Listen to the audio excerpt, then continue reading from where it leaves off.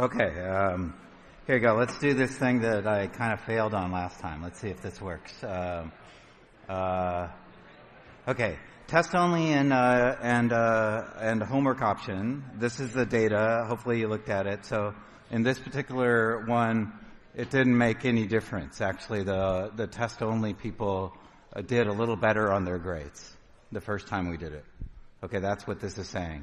When you control for their grades in 61A, they did a little better. This one, the test only did quite a bit worse.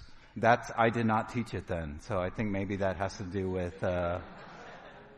I think it's more about population effects. I think when I teach it, I tell people it's fine, do test only. I think there was just a small number who did test only that week, that particular thing. But I should look at that more.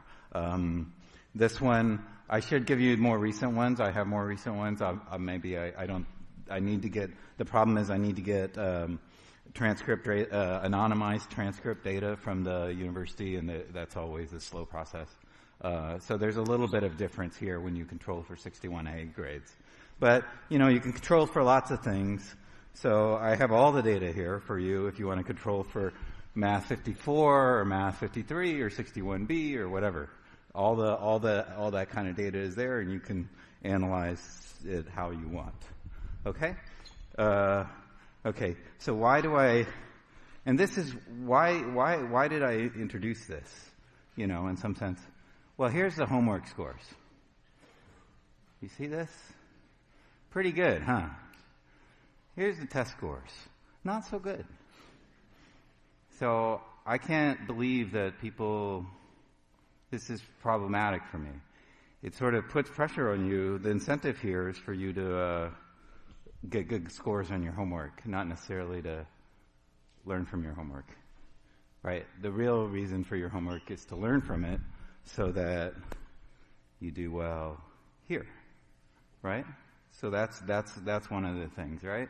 And I felt like sometimes people go to office hours to get the answers and they write down what they say without not completely understanding it. Okay, so we tried to alleviate this concern a little bit by dropping it to 80% and rounding up, so that way you can feel like you should write what you know. But, similar things happen. And then we've dropped it to 73% is full credit on the homework now. And why 73? Well, we were arguing about whether it should be 70 or 75, and 73 is prime, and it's in between. So why not? You could thank James Hewlett for that. So the point of the homework is that you should learn from it. You should write, and a part of that learning process is when you write something down, you should know what you're doing. Okay? And that's why we're giving you this buffer of 27 points where, you make a mistake, you get something wrong, it's okay. So, anyway, this is a whole spiel. These are the discussions we have ad infinitum in staff, and how do we best serve you? How do we get you to behave or encourage you to behave in a way that's best for you to learn? This is what is going on. Okay? Okay, so now, you could also see whether people were happy.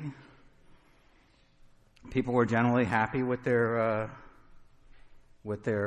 choice, right? So either test only or the other ones.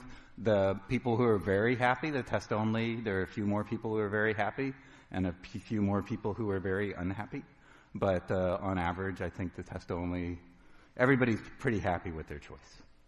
This is, again, the same thing. Again, you see the same thing in a pie chart. You can look at it. Now, do you think your grade benefited from or got hurt from test only? So some people think it's and this is a little bit, mostly they're in the middle, but the test only think it hurt them a little bit because they slacked off probably during the semester and they wish they hadn't, but it's up to you. They guessed the influence on the grade. This is the same thing. They thought probably it hurt a little bit more on the test only. Although, right, where is this? Okay, let me see what's this. This is test only. Yeah, it didn't help as much on the test only as doing the homework. So the pressure of having to do the homework every week maybe helped a little bit. That was their impression. Okay, but then here's the flip side, is it took a lot of time. right? The test only were like really happy with how much time they, whereas, this is what the homework people thought. They thought they spent a lot of extra time because they had to do the homework. So what you expect, right?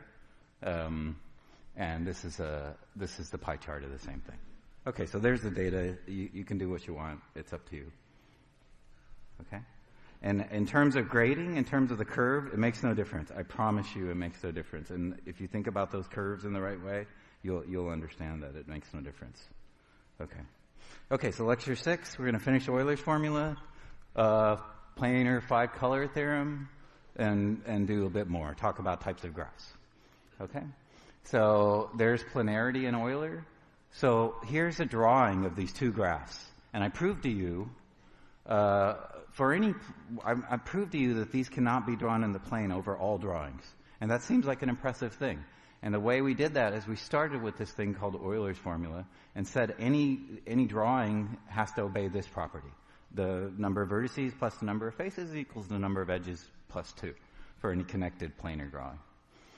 So we got that we said for simple planar graphs that implies E is less than 3V minus 6. It's this counting face edge adjacencies. We did that. Okay, the idea of using the fact that each face is incident to 3 edges, we could sort of eliminate this variable f from this formula, from the Euler's formula, and derive this inequality. And for bipartite graphs, we did another argument, and we did the same thing. We counted the face edge instances, and we eliminated f, and we proved this formula, this inequality between E and V. So this says that since these graphs do not obey these formulas, we know that they can't be drawn in the plane. Right? That was the argument. Very nice. Beautiful argument. Okay? So cool. So cool. Yeah, beautiful argument. Okay. So a tree is, now let's talk about what a tree is. A tree is a connected acyclic graph. Okay?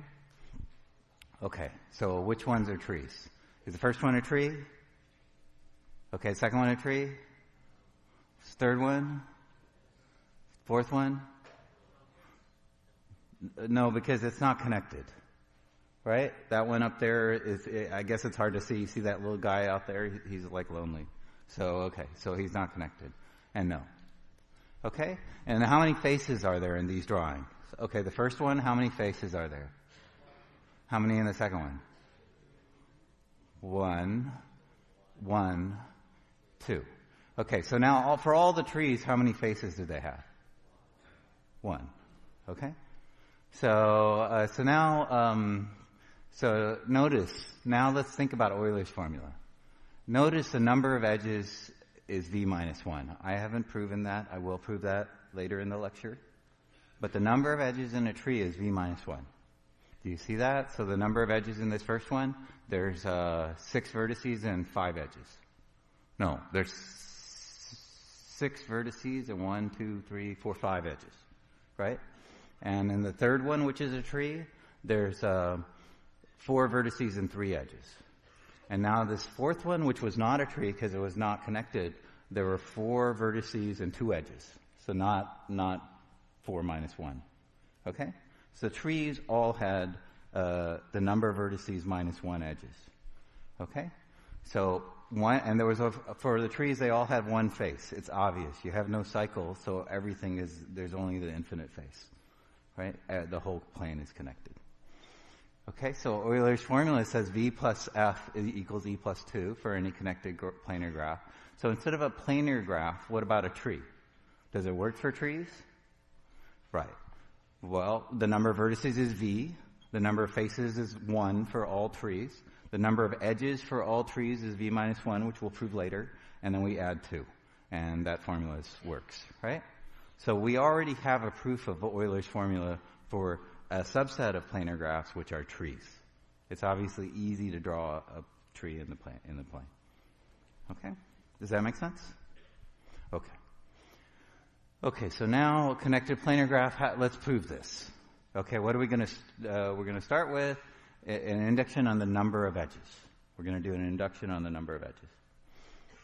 Okay, if E equals 0, V equals F equals 1. right? The number of vertices is 1, right? Because that's the only connected graph you could have with no edges in it. Does that make sense? Okay. Okay, so now the induction step is, if it's a tree, are we done? We have 2 cases. If the graph happens to be a tree, I mean, they're all connected, and a tree is connected. If it's a tree, are we done? Yes, we just proved it on the previous slide. Right? We're done. We just argued that on the previous slide. Euler's formula is satisfied because V plus 1, V is the number of edges, let's look at it. V plus 1 face is equal to edges is V minus 1 plus 2. That's what we just did. Okay, if it's not a tree, what does it have in it? Anything that doesn't have a tree and it's connected, what must it have? A cycle, right?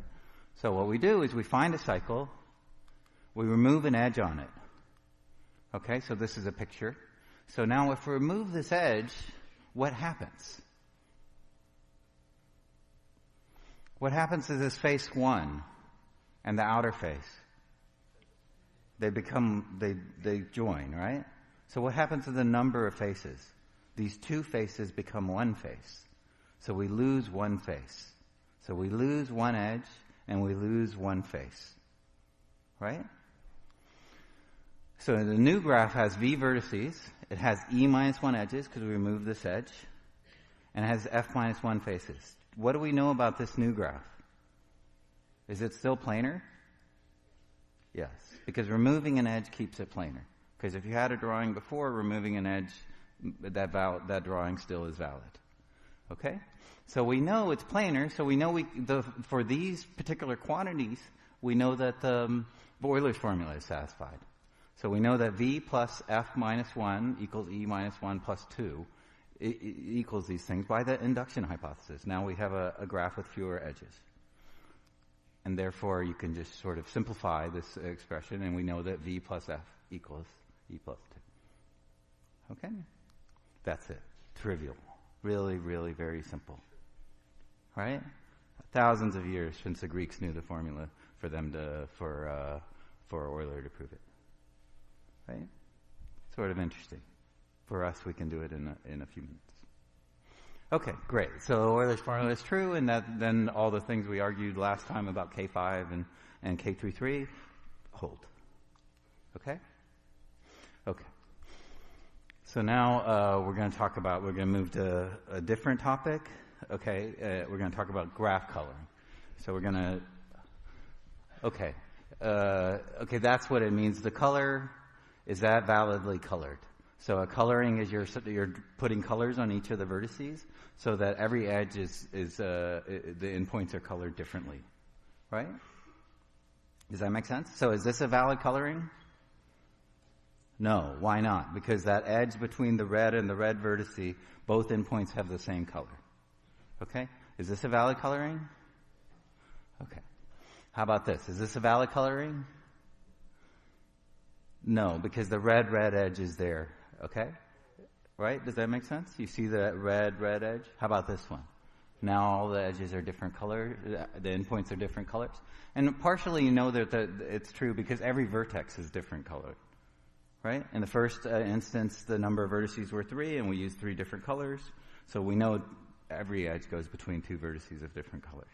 The second one, there's 4 vertices, and so every vertex is differently colored. It's K4, and they have to be differently colored because everybody's connected to everybody. How about this one? Is that valid? Right, it's a red edge. Somehow I was consistent on this. Okay, so there. Okay, and that one's a little bit interesting, a little more interesting because for the last, note that the last one we're only using 3 colors, which is less than the number of vertices. Right? It's trivial to color all the vertices. Just color them all different, then every edge will have different colored endpoints. That's trivial. But this one says, oh, there's actually something interesting here, right? Here's a graph where I didn't color all the vertices differently, and yet it is validly colored. Okay? Every edge is validly colored. Okay? This is fewer colors than the number of vertices. Okay, so now I'm going to give you a proof about coloring. Any graph with maximum degree D can be D plus 1 colored. First of all, it's I hope, it should be clear that if I color everybody differently, it's a valid coloring. So that says the number of vertices is an upper bound on the number of colors I need. Okay? And I kind of want to use the fewest colors. Okay? So this is saying I have a better upper bound. If I look at the degree of every vertex and take the maximum degree, D, I know that any graph can be colored with D plus 1 colors. Okay? What will be the proof? Induction, right? We're going to do induction. We're going to start with a graph, and what will we do? We're going to do something that looks like programming. We'll take a vertex, we'll pull it out, we'll recursively color the rest of the graph. Okay, and then we'll put it back. Okay? First of all, it's true in the base case. Now, can we color an n vertex graph with D plus 1 colors? We'll move a vertex V. This is recursion, right? Or induction. Same thing. We're going to color the remaining graph with D plus 1 colors using the induction hypothesis or our subroutine, or this leap of faith that they talk about in 61A. Okay? It's not a leap of faith. It really isn't. I mean, it's no more of a leap of faith than saying there's a next natural number. It's really the same thing. Okay? So the set of neighbors. Now think about V. You remove V. Okay? Everybody else is now colored recursively. All their neighbors have a color. And how many neighbors do they have? How many colored neighbors does V have at most? At most D. How many colors do they use up? Is there one available? So you could color yourself the one that's available. If you have a set of size D plus 1, and if D of them are used up, one is available for you to be colored, so you will not be the same color as any of your neighbor. Okay? One color is available for V, one of the D plus 1 colors. If you color him that color, it's going to be different than every one of the neighbors because you looked at their colors and you chose one that was different than every one of them. Okay? So that's an argument. Okay? So, okay, great. But the last graph actually has something more interesting. What is the degree of the middle node there? 5. How many colors are we using? So we're actually doing better than D plus 1. Right? So there's fewer colors than the maximum degree node. So there's sort of interesting things to do, and that's where we get excited, right? We get to try to do some interesting things. Okay? There are questions? Yeah.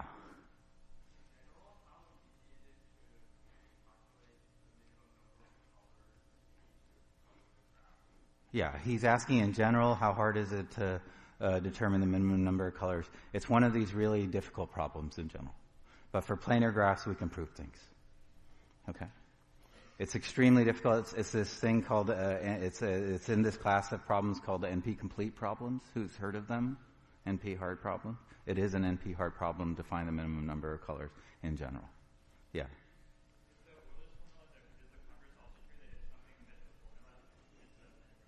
He's asking if the converse of the Euler's formula is true. Not Euler's formula, but maybe this, and the answer is no. Okay, why is the answer no? You just take any graph that's non-planar, like K5, and then you could add another graph with the right number of edges and faces, right number of edges and vertices, right? You're saying this formula, because this formula doesn't mean anything without a drawing, right? Okay. So you mean this formula. And this formula is false, right? Because already we know this one, right? But also because you could just draw K5, it's not planar, and then add whatever number of vertices and edges to make the rest of it satisfy this formula. Okay. Okay, so the converse is not true. Okay, we did Euler's formula. Okay, we did this. We did this. Okay, we did this. Actually, we didn't do any of those. That was a joke. Okay. So in a planar graph, you can always color with 4 colors, right? And that, for example, in this graph, look at that vertex in the middle, on the right. Again, that's degree 4. So that simple proof. would say d plus 1 is 5. We could color this thing with 5, but here we see that this particular graph can be colored 4. And what I'm doing is I'm illustrating that the planar graph coloring problem is exactly the same as the map coloring problem. Okay?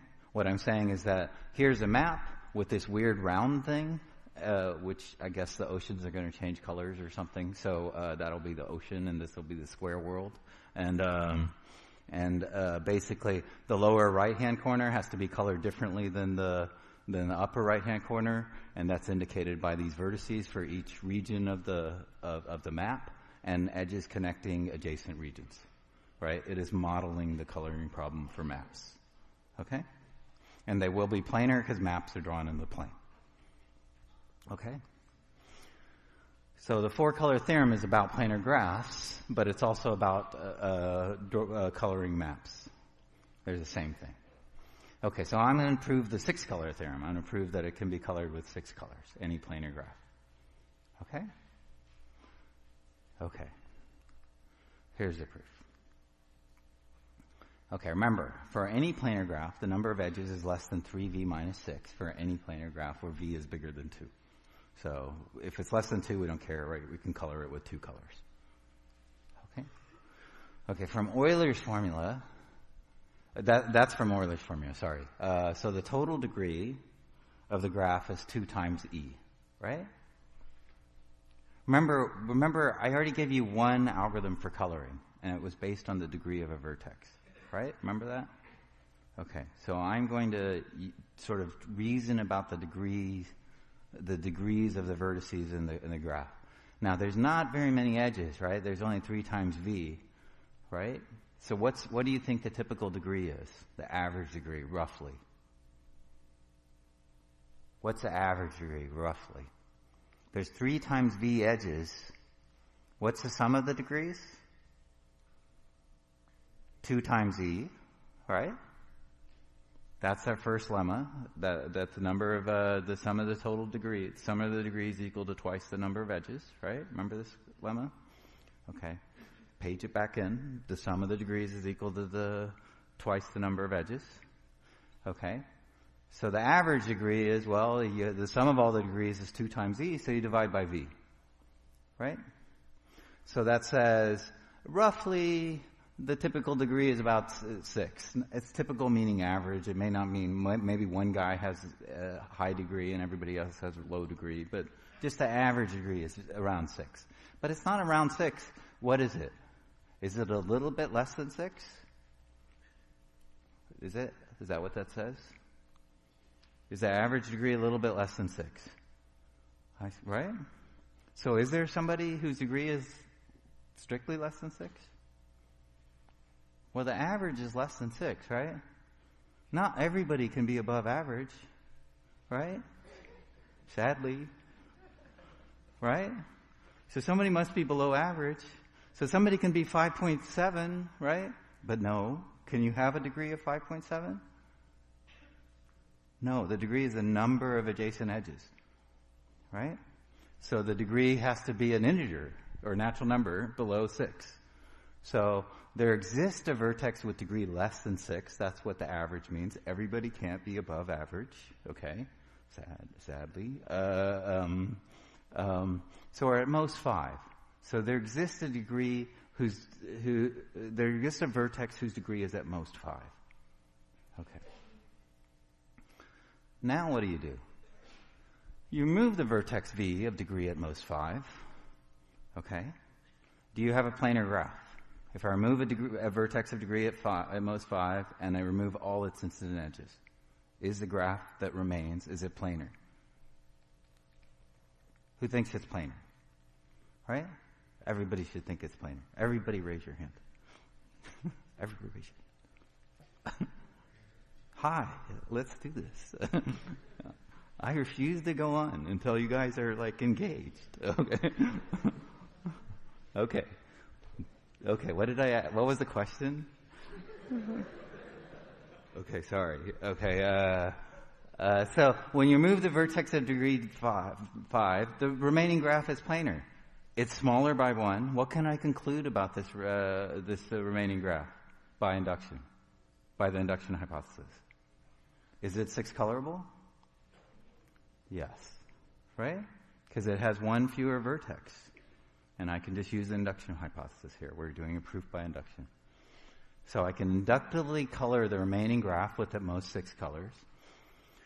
And now when I put this, what I've done is I've colored all the vertices in the graph except this one. Right? Now when I replace this vertex in this graph, how many neighbors do I have? Well, at most 5. And so they take up 5 of the colors, and I can just choose a different one. It's the same argument I used before. Okay? Color is available for V since there's only 5 neighbors, and I'm only using up 5 of my 6 colors. I could choose, if they're these 1 through 5. If they use up 1 through 5, I could choose number 6, and 6 is different than 1, 6 is different than 2, 6 is different than 3, 6 is different than 4, and 6 is different than 5. So I'm different from all my neighbors. Okay? It's the same argument we did before. Okay? Only 5 colors are used in your neighbors, and that's done. Yeah.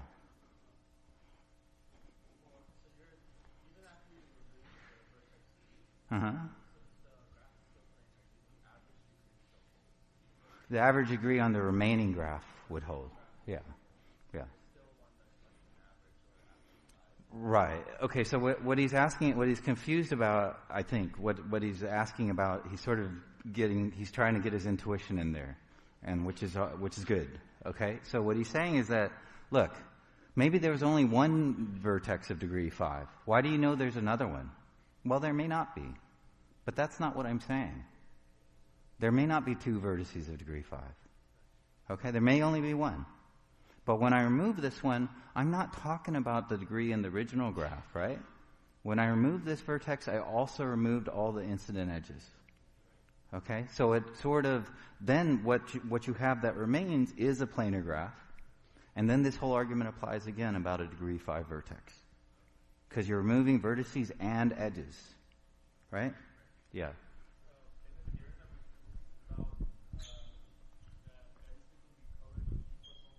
Uh-huh. Yeah. No, but the argument is the same. Right? It just says I can find that argument also works if I can always find a vertex of degree D. That's what I'm using here. It's not that I'm not applying that lemma. I'm just making the argument. I'm applying the argument that I used to prove that lemma. Okay? And it's an inductive argument. It's right. It's an argument that I'm using, not the lemma. I'm not applying the lemma. I'm saying I'm using the same argument. Okay? Because when I put myself back in the graph, I have 5 neighbors, so there's a color available. Okay. Okay? So that says I haven't proven the 4-color theorem, but I've proven the 6-color theorem.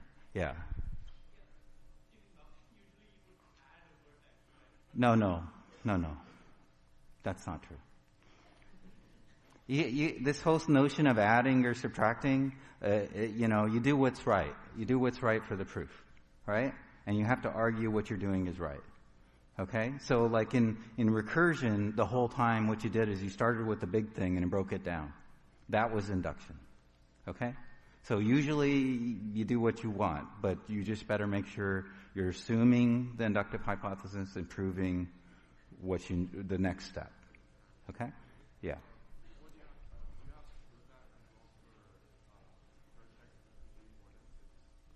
No, because I know what I'm doing is I'm doing induction, right? So I get to choose which vertex to remove to make my smaller graph. I don't know. We just apply induction, right? I don't think about after that. Right? It's induction. I just know that there's some way to color it. It's a recursive leap of faith. Right? It's true. When you start unwinding induction, it gets a little confusing because you're running a computer, but just I don't need to do that, right? Okay. Okay, so, really you could just think of it as a program. You just call the program on the smaller graph, and it gives you a coloring. right? You've done it before. You know you can find one vertex of degree 5. You remove it. You know you can do the recursive call on the graph with fewer vertices. It will be colored. Then you put this back, and you know how to fix up the coloring. So you know that you do the recursive leap of faith. Then you do the work to extend the solution to this one node. Okay. So the preliminary. Okay. So here's something. I'm going to do a 5-color theorem, which is not 4. 4 is one bigger than 5, but it's a little better than 6. So a little smaller than 6. But okay. So let's look at this. Here's some coloring. Okay, this is a subtle one, so you have to pay attention. Otherwise, the next slide will be just completely impossible. Okay? Okay, so this is a subtle one. Okay? So a connected component of vertices with 2 colors. So let's look at only the green and blue. I'm picking out all the vertices here that are green and blue. So 2 of the colors, I'm picking 2 of the colors, and the 2 colors I'm choosing are green and blue. I'm not thinking about any of the other edges, the vertices. Okay? I'm just not thinking about them. Throwing away any edge incident to the other vertices. Okay? So this is a subgraph I'm thinking about. Okay? Now I have a coloring of this graph, right? It's blue and green. Okay? Okay. Now I look at the connected components. How many connected components are there in this blue-green graph? In this particular graph? There's 2, right? 2 connected components. There could be 1. If there was another edge between the top blue and there would have been 1. But in this particular graph, there's 2 connected components. Okay. Look, I can switch these colors, right? For any 2 colors, I can always switch them, right? That's never going to hurt the coloring, first of all.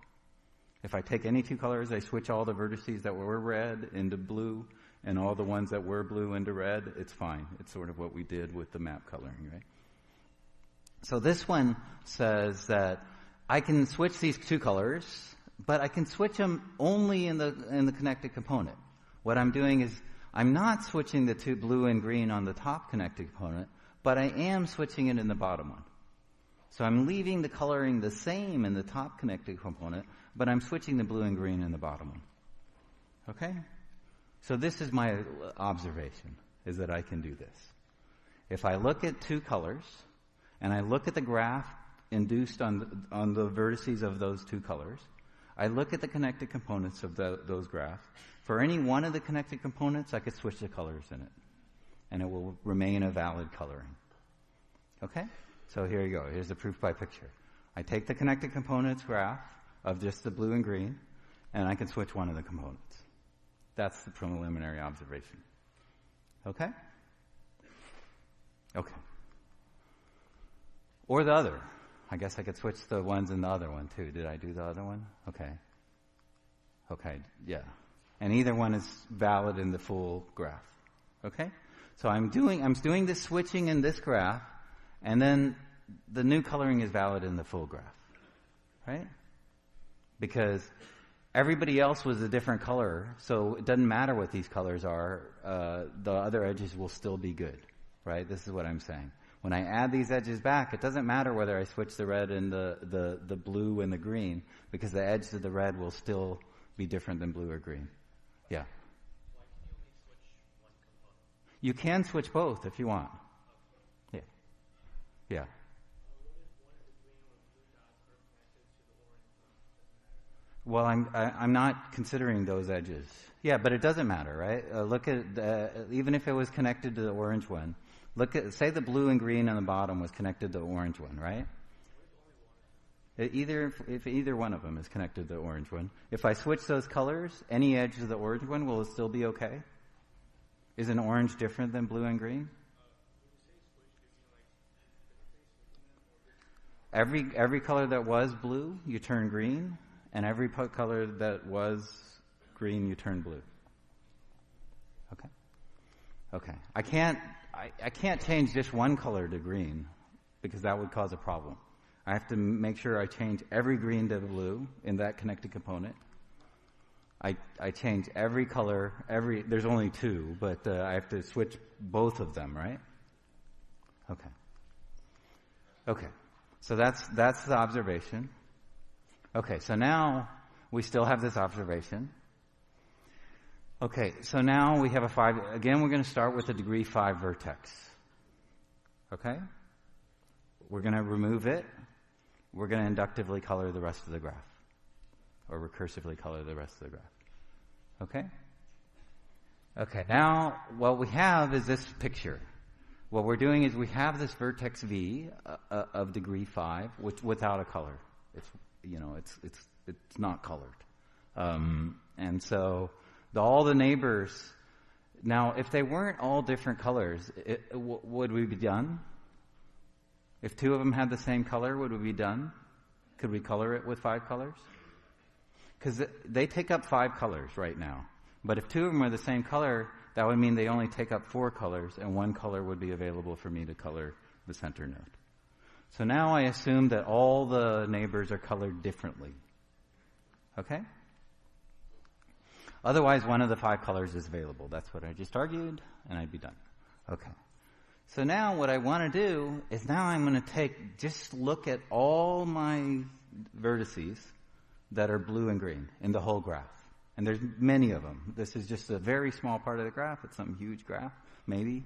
And we look at all the green and blue. Now we looked at that induced graph where we take all the edges between blue-green vertices. And then what we do is we take this green guy.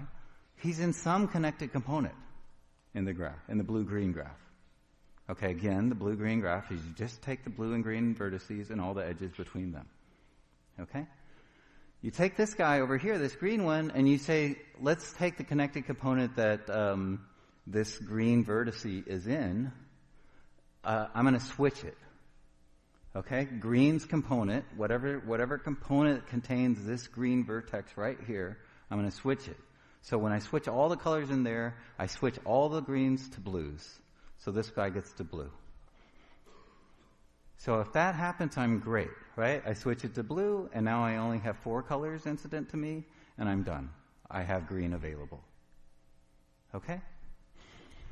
Okay, well, then there's a problem. There's one problem. One problem is that this vertex and the blue vertex, the green vertex and the blue vertex, can be in the same connected component in the blue-green graph. Right? If it's in the same connected component, what does it mean to be in the connected component? There's a path between the green vertex and the blue vertex. Right? That's what it means to be in the same connected component. There's a path in the blue-green graph between the green vertex and the blue vertex. Okay? So it looks like this. And, you see it's nice. It alternates, right? Because it's a valid coloring. I can't have 2 green nodes in a row, right? It's because all the edges have to be multicolored, right? Okay. Okay, so we have this path. So I can't do this. Say I tried to switch the green's color in its connected component, and I switched it, but since the green and the blue were in the same connected component, I couldn't do it. So what I know now exists is there's a path from the blue to the green, or from the green to the blue, between them. Okay, so there's a blue-green path between those 2 colors, and these are chosen carefully. Okay, I got to say the blue-green weren't chosen arbitrarily. They were chosen that there was blue, and there was another color in between. In this case, orange, and then there is green. Right, blue, then orange, then green. Okay, so I look at the planar embedding here. I'm looking at this in some order, and I say, well, blue and green are separated by 1 vertex in between in this drawing. Okay, so now I look at the orange. I was like, okay, well, it didn't work with green. Let me try the orange one. Okay, so I want to color it red. Okay, I look at the orange-red graph now.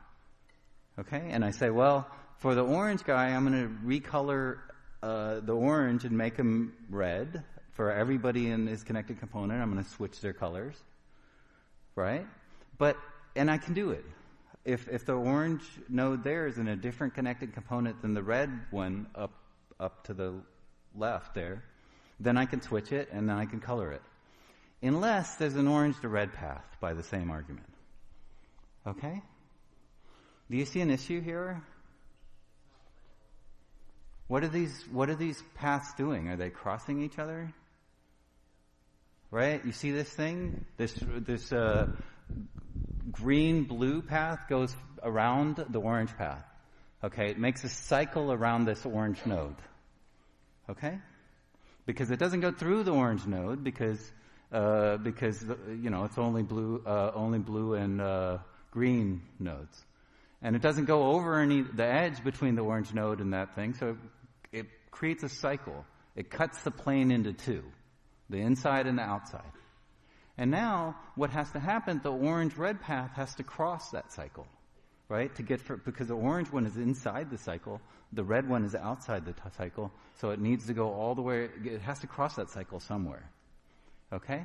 So now we know no two edges can cross, right? So this cycle has to cross at a vertex, right? Because the edges can't cross each other. So it has to cross at the vertex. Okay, but the problem is this vertex is both on the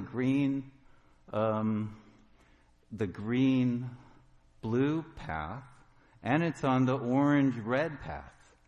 Is that possible? So that says the vertex is colored both either green or blue, or red or orange.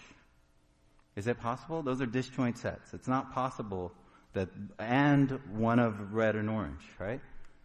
So what color is it? Yeah, it can't be red. It could be green or blue because of the first path, but it can't be green or blue because it has to be red or orange. Okay, and vice versa. It must be green or blue to be on that path. It must be red or orange to be on that path. Those are contradictions. Okay? So it says one of these two things could have happened. I could have either recolored green's component, I could do this color switching, or I could have recolored the orange component. Okay, one of those things would have worked in my algorithm. Okay, I just check which one works. Okay. So now, if I can recolor one of them, then by that argument, now I only have 4 colors used up by my neighbors, and I can do one less. Okay? So that's the proof. Yeah.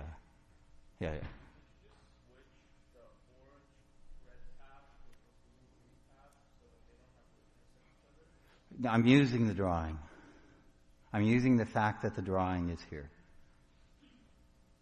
Okay? I'm using the fact that this drawing is here. Okay? So for this drawing to be valid, there has to be, if these things are connected, there has to be a path between those two in the connected component, and it had to have been drawn this way. Right? Okay. What?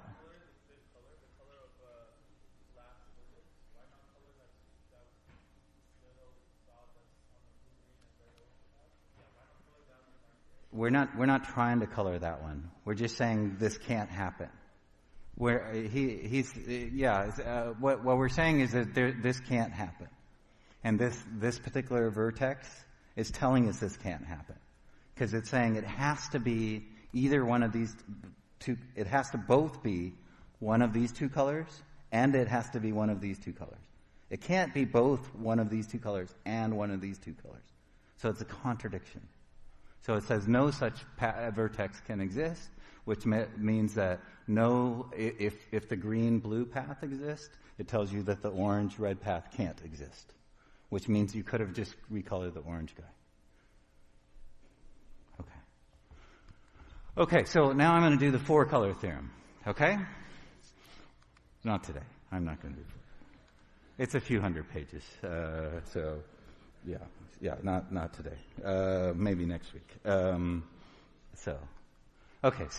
me give you a break, and then we'll start again in a couple minutes.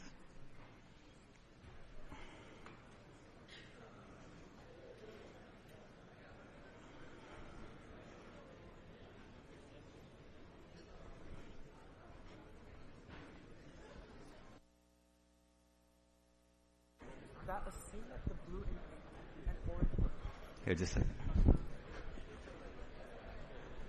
Here, I'll leave this slide up so that if anybody wants to think about it. Yeah. That seems like the connected components. That seems like you're able to color the connected components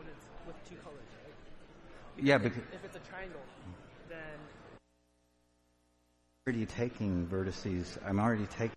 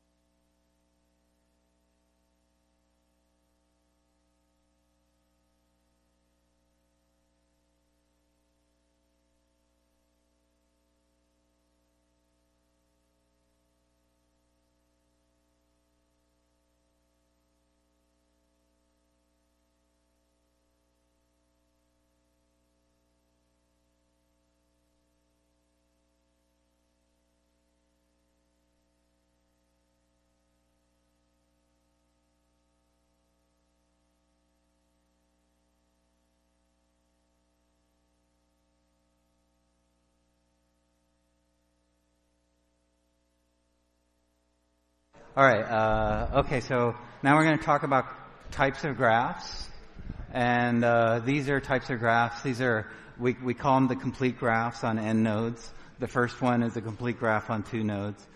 Complete means what sort of it has a good. It tells you what it means. Actually, it says every possible edge is there. These are all simple graphs. Okay. So this edge, the complete graph on two vertices, there's only one possible edge. It's there. The triangle, every pair of vertices is connected by an edge. Every pair of vertices is connected by an edge in K4, right? That's K sub 4. The sub tells you how many vertices. The K tells you it's complete. Okay? Everyone is my neighbor. Each vertex is adjacent to every other vertex. You can think of it however you like. So how many edges are there? How many edges are there in K4 in Kn? Just to make sure you're paying attention. Otherwise, I'm going to make you all raise your hand again. Okay? You should think about it. How many edges are there in Kn? Okay. Each vertex is incident to n minus 1 edges. Right? That's their degree. Right? The sum of the degrees is n times n minus 1. Right? Because you have n vertices. N times n minus 1. Everybody has the same degree. And we have my favorite theorem. The sum of the degrees is twice the number of edges. So that's one way to count. I'm hammering that theorem in because that's an argument. It's an argument that says it's a basic argument. We used it again for face edge incidences. It's basic argument in math. There's a bijection. There's two ways to count things where you get different expressions. So it gives you an equality, right? 2 times e equals the sum of the degrees. That's an equality. We proved an equality, a property of the graph, by counting the same thing in two different ways. And that is something that happens all over the place. Okay? Okay, so here's K4 and K5. There's K4, which is nice. It has a nice planar drawing. We already talked about this. There's K5. It almost has a nice planar drawing, but no matter what we do, we know that we're not going to be able to make it planar. Right? I can't draw it prettier than that in terms of non-planarity. There will be at least one crossing. Right? Okay. Okay, we proved it. Okay, yay. Okay, so that's one type of graph. Okay, so it's fairly simple in a sense. It's just like everybody's connected to everybody. Here's a graph. You've seen these before, right? In 61B, you saw binary trees. These are trees. You have vertices and edges, and basically, what is it? What is a binary tree, and what is a tree more generally? We already talked about it on the first slide. We said it's a connected graph without a cycle. Okay? But you could actually define it in a number of ways. We could define it as a connected graph with v minus 1 edges, which is what I also claimed on the first slide when I proved Euler's formula. Okay? A connected graph where any edge removal disconnects it. Okay? A connected graph where any edge addition creates a cycle. These all are definitions of trees. They all work. You know, these are all definitions. They completely define a tree. Okay, here's some trees. No cycle and connected, right? You can see that tree? Yes, right? You can use the first definition to easily see those are trees. Do they have v minus 1 edges and connected? Yeah, you can check, right? The first one has 4 vertices and 3 edges. The second one has 6 vertices and 5 edges, and so on. And they're connected.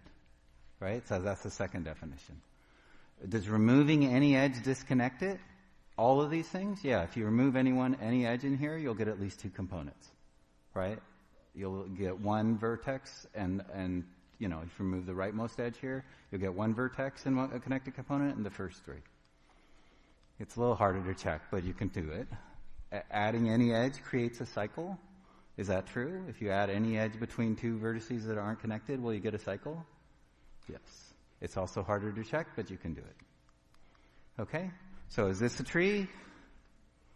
No, because it has a cycle. Is this a tree? You have to check it. Is this a tree? No, because it's disconnected. Okay? Right? Okay. So sometimes it's easier to check one condition than the other. I don't know. Okay, so this is why these alternate definitions are true. So let me prove the first equivalence. That G is connected and has v minus 1 edges. That's the same statement as G is connected and has no cycles. Okay? I want to claim these are equivalent definitions. Okay, so before I do that, I'm going to build myself a useful lemma that will be useful in the proof. Okay? So there's a lot of stuff about connected, and I want to use recursion. So when I want to use recursion, I want to take a vertex away, or an edge away, or something away. So here, this lemma, you can see why it might be useful because I already went into the proof. But if V has degree 1 in a connected graph, G minus V is connected. Okay? So in both of these cases, right, I see G connected. So if I'm going to use some sort of inductive hypothesis, I better have G connected. So this tells me if I'm able to sort of do some sort of induction where I remove a degree 1 vertex, then the remaining graph is connected, which is something I may want inductively. Okay, so that I'm just sort of telling you why this lemma is useful. Okay? Okay, so what does it mean for G minus V to be connected? It says that for V is no longer in the graph. V and all its incident edges are gone. Okay? So there must be other vertices which are not all the other vertices that are left, which are not V, that's X and Y, for any other pair of vertices. I know they should be connected. I need to argue there's still a path between them even though I have removed V. Okay? Okay. So there is a simple path between X and Y and G because we're assuming G is connected, right? So we know that.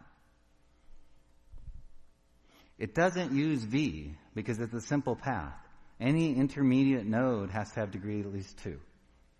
Or 2 has to have degree 2. Right? You have the edge coming in and the edge leaving, which is the Roach Motel hotel, right? The Roach Motel thing.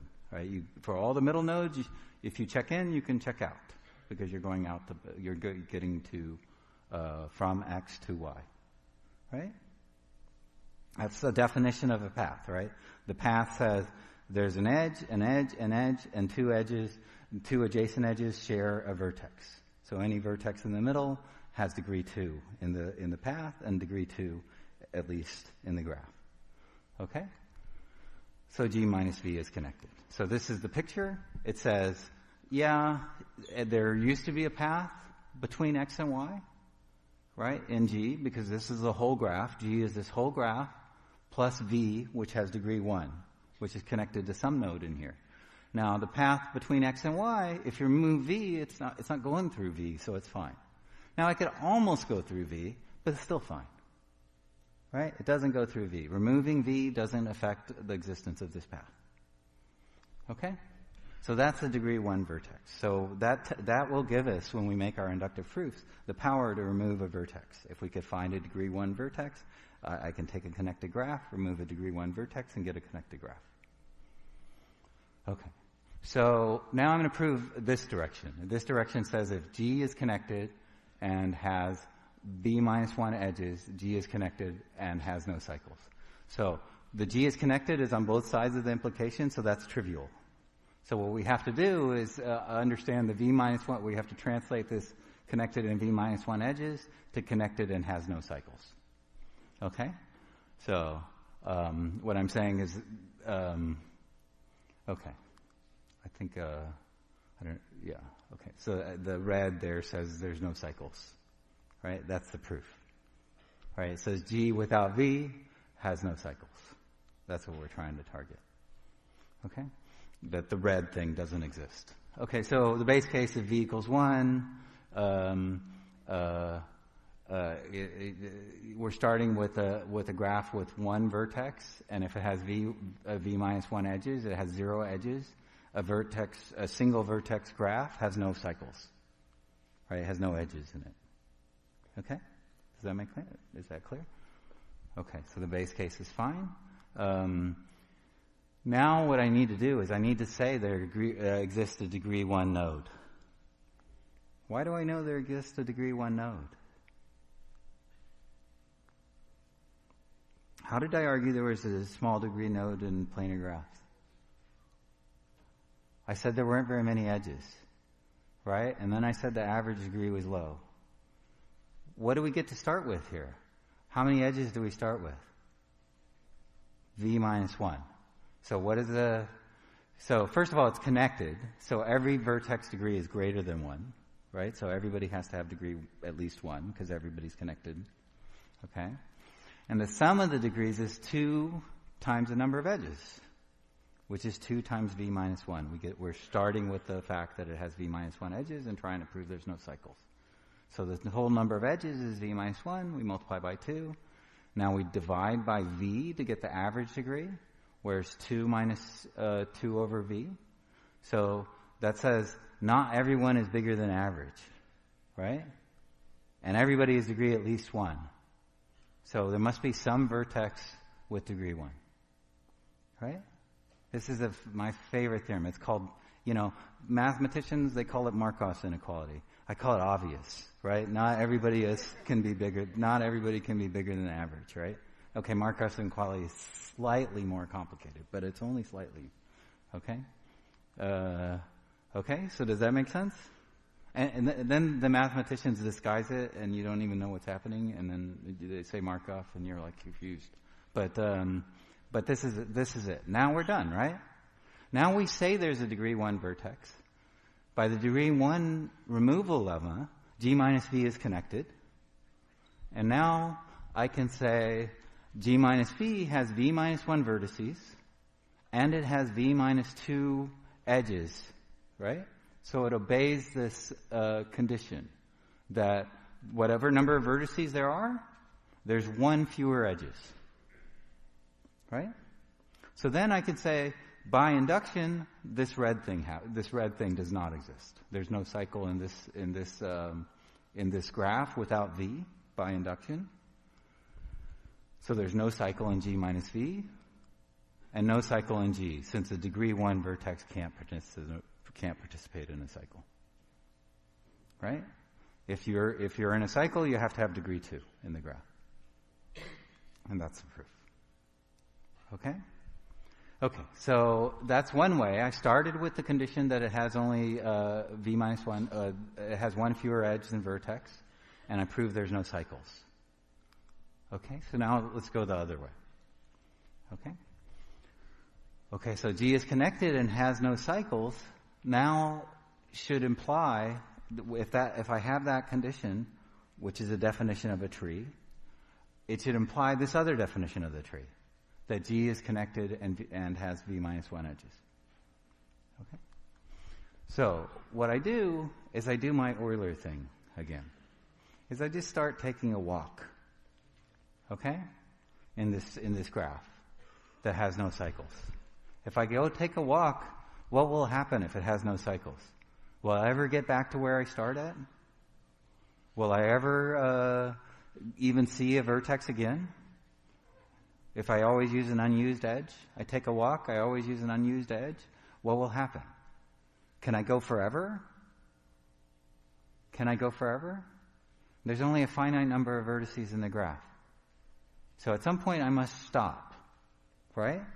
And if I stop, it has to be a degree 1 vertex, right? If I stop, I entered and I didn't leave. Right? So if it has no cycle, I know that I eventually get to degree 1 vertex in this walk. Right? Because I entered a vertex and I didn't leave, and I never see a vertex twice. Okay? You can't visit more than once since there's no cycle. You entered and you didn't leave. Only one incident edge. Right? That's the proof. Okay? So that means I found a degree 1 vertex, which means what can I do now with that degree 1 vertex? I can remove it, and what do I get? I get a graph that is connected. Right? Now removing a node won't create a cycle. I want to argue there's no cycle, right? Removing this node won't create a cycle in my resulting graph. And the new graph is connected by the degree 1 lemma. If I remove a degree 1 vertex from a connected graph, it's connected. Okay? Okay, so now I can do induction on G minus V. What do I need to do induction on G minus V? I need to say G minus V is connected, which is true by the degree 1 vertex. And I need to say G minus V has no cycles. And it has no cycles because all I did, I had a graph, G, I removed a node from it. If it didn't have a cycle before, it still doesn't have a cycle. Okay, so G minus V still doesn't have a cycle. G didn't have a cycle. I removed a node from it. G minus V doesn't have a cycle. Okay? So it doesn't have a cycle and it's connected, and it has v minus 2 edges, right? Now we can use the induction hypothesis. Since it's connected and it doesn't have a cycle, I know the number of edges is 1 fewer than the number of vertices. The number of vertices is v minus 1, so the number of edges is v minus 2. Okay? Now let's think about G again. G has one more vertex, and it has one more edge, because it's a degree 1 vertex. We only removed one edge. So the number of edges in G is one more than the number of edges in G minus V, which is V minus 1. And that's what I was trying to prove, that G has V minus 1 edges. Okay? And that's the proof. Okay? Okay, so these are equivalent definitions. So this is the definition I used. I used the acyclic definition, and I also talked about the G is connected and has n minus 1 edges, and that's the definition for,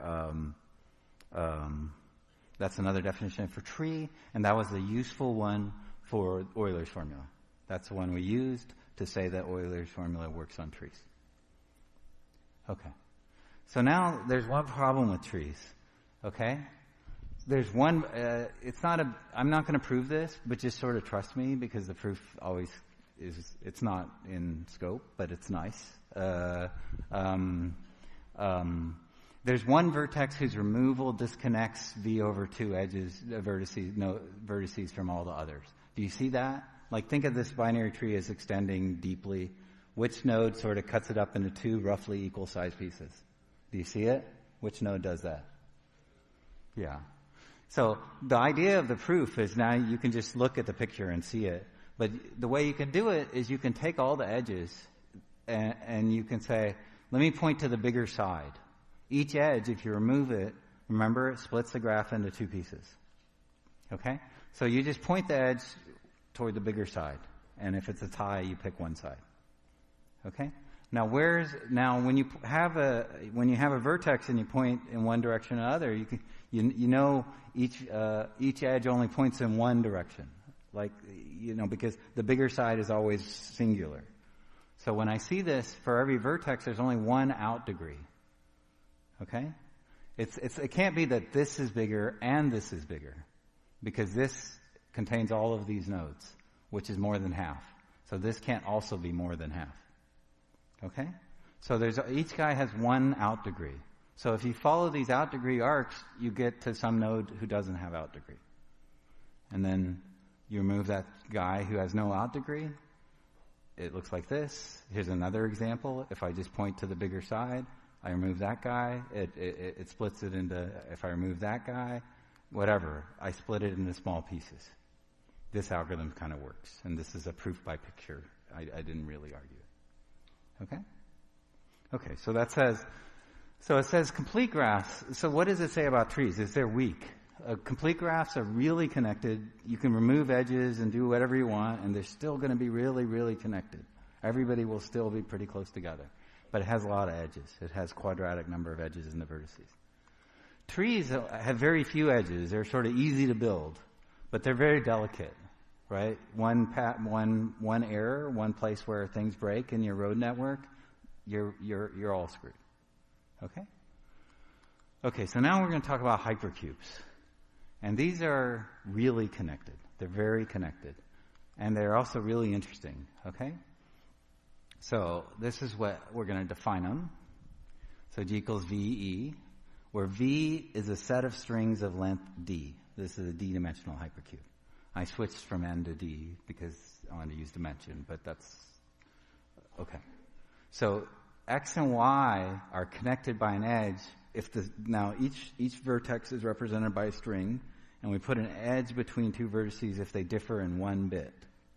Okay? Okay, so here's an example. Here's a 2-vertex hypercube which says it's 1-dimensional. So D is 1. So you have strings of length 1 that are 0, 1 strings. And there's 2 of them. There's either 0 or there's 1, and you connect them. Okay? And this is the same thing with a 2-dimensional hypercube, where each of the vertices are length 2-bit strings. And these are a three-dimensional hypercube where each of the vertices are 3-bit strings. And now let's look at the edges. Here in this graph, here it's just not interesting. There, look at the edge on the top. The bit, they connect those two vertices because they differ in exactly 1 bit in the first bit. Okay, this vertical one, this 1, 0 and 1, 1, they differ in the second bit, so they're connected. Now 0, 1 and 1, 0 are not connected because they differ in both bits. Okay?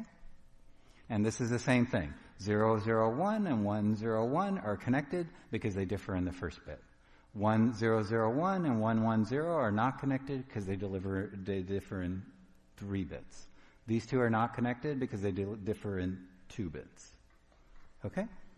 And the number of vertices is the number of bit strings of length d, which is 2 to the d. We'll get into this more later, but it's true. The number of edges is d times 2 to the d minus 1. And this, again, is my favorite lemma, is there's 2 to d vertices, each of degree d. So the total degree is d times 2 to the d. And you divide that by 2, right? That's twice the number of edges. Okay? Okay, and that's the 2 to the d minus 1. So things to know. Okay, so one can actually think of this inductively. The 0th dimensional hypercube is a node labeled with an empty string. And a d-dimensional hypercube consists of 2 d minus 1 edges, dimensional hypercubes, where you add a bit. So the d minus 1 dimensional hypercubes correspond to d minus 1 length strings. Now for each one of those, we add a leading bit. And we either add a 0 or a 1 to the two of them, and then we connect the corresponding positions. So it looks like this, right? So we start with a 3-dimensional hypercube, and we make 2 of them, and we label the bit strings in all of these nodes. We append a 1 to the beginning, and we append a 0 to the beginning of these. And now we connect the guys who differ in that first position, the corresponding positions. So it's a recursive definition. Okay? Okay. So, yeah, it's sort of this cool graph, right? It's like zeros and ones, right? The next proof is kind of a bear, but maybe I'll do it. Okay, I'll do it. Okay, well, maybe I shouldn't do it, but because it will just frighten you. But what it's saying is any subset S of the hypercube. Remember, with the tree, I could just break it apart with just one vertex. I could take out one vertex and breaks it off. Lots of people are disconnected from lots of other people. Okay?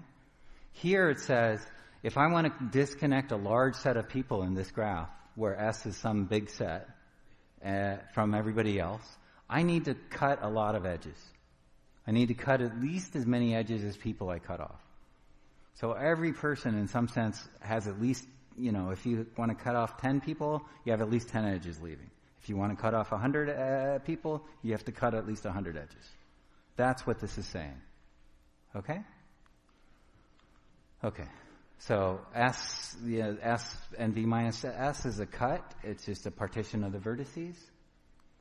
E intersect S cross V minus S is the edges in the cut.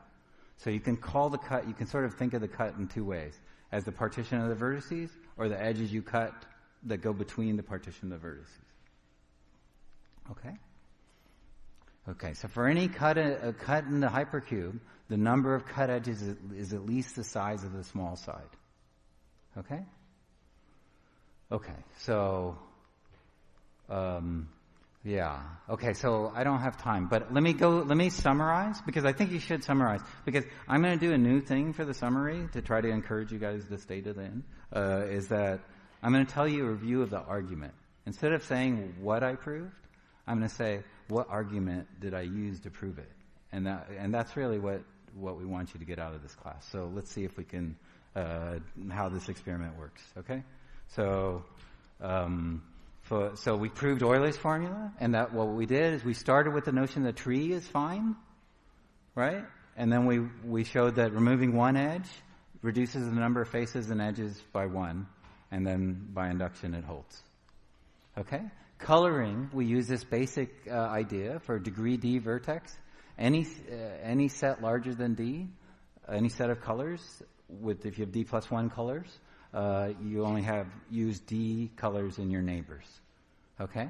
And now the planar graph power was, we said planar graphs have a low degree vertex. Again, a counting argument, right? And they're planar.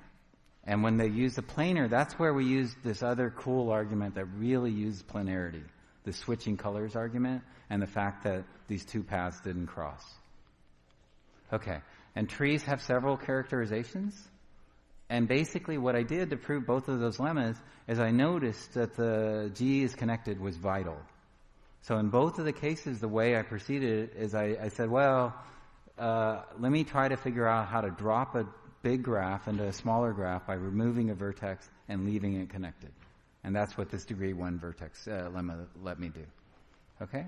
Okay, and I didn't prove this. We'll do this next week. So, okay, see you next week.